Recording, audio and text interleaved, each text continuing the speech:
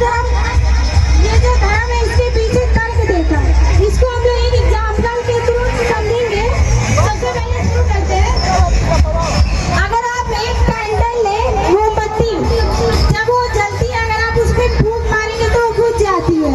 तो आपने कभी सोचा है कि वो जो मोमबत्ती बुझ गई वो गई कहाँ? स्वर्ग में गई या नर्क में गई? हालांकि बहुत लोगों ने सोचा होगा लेकिन कुछ लोगों ने नहीं सोचा होगा। लेकिन वो ऐसे ही जब इंसान की डेथ होती है तो वो सब लोग गेस करते हैं कि इंसान स्वर्ग में जाएगा या नर्क में जाएगा, लेकिन वो व्यक्ति कहीं नहीं जाता, वो निर्वाण हो जाता है। निर्वाण का मतलब ही होता है नष्ट हो जाता है। तो चलिए मैं शुरू करती हूँ। सन 1936 में बाबा साहेब भीमराव अम्बेडकर अपने एक स्पीच में बौद्ध धर्म के सपोर्ट में कहते हैं अगर दलितों का संघात उद्धार करना है तो धर्म के बिना नहीं हो सकता। लेकिन उन्हें यह भी पता था जिस धर्म से दलित जुड़े हुए हैं वो कभी भी दलितों का उद्धार नहीं करेगा, क्योंकि ये हिंदू धर्म हमेशा दलितों का शोषण ही करती आई है। इसीलिए वो सोचते उन्होंने तय कर लिया था वो जिस धर्म में जन्म लिए हैं उस धर्म में अपनी आखिरी सांस नहीं लेंगे।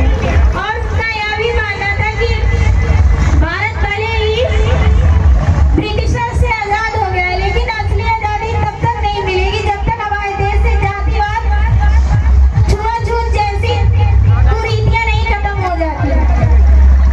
इसीलिए बाबा साहेब भीमराव अम्बेडकर ने डिसाइड किया कि वो धर्म ऐसा धर्म खोजेंगे कि जिससे समानता मिले, सभी लोग एक समान हो।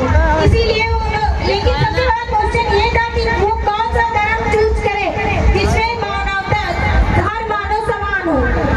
फिर उन्होंने इस पे 20 साल रिसर्च की कि कौन सा धर्म अच्छा होगा।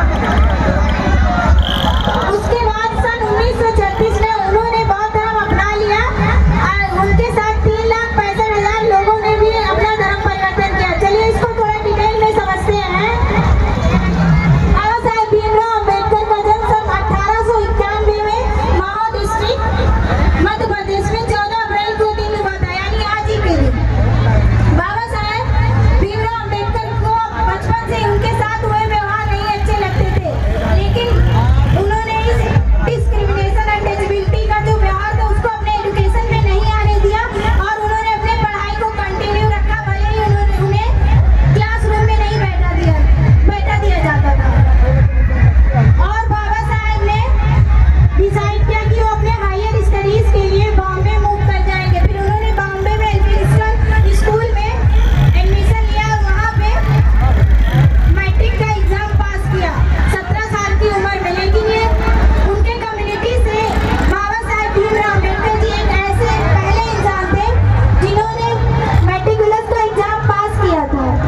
और उस समय अर्ली मैरिजेस बहुत कॉमन होती थी, इसलिए उनकी शादी विवाह बाई से तय हो जाती है। लेकिन उन्होंने अपनी शादी को भी अपने पढ़ाई पे ऐसा नहीं था कि वो शादी कर लिए तो उनके पढ़ाई पे फर्क पड़ेगा। फिर नेक्स्ट ईयर उन्होंने इंटरमीडिएट का एग्जाम पास किया विद हाई डिस्टिंक्शन। सभी लोग बैठ जाएं, जो लोग बीच में खड़े हुए हैं बैठ जाइए, आप लोग बैठ जाइए, सभी लोग बैठ जाएं और डीजे बंद कर दीजिए। पहले सबसे पहले डीजे बंद करिए आप लोग।